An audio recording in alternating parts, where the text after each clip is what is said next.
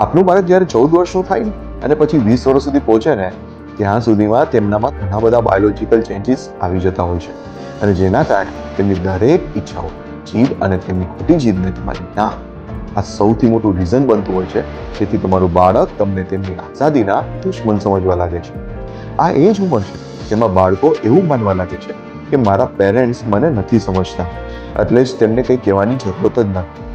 તેઓ તમારી એજ ડિફરન્સ અને સ્વભાવથી પરિચિત હોવાના કારણે તમે ગુસ્સો કરશો, ખીજાશો કે બીજા સામે અપમાન કરશો એવું વિચારીને તમને ખુલ્લીને વાત પણ નહીં કરી શકે.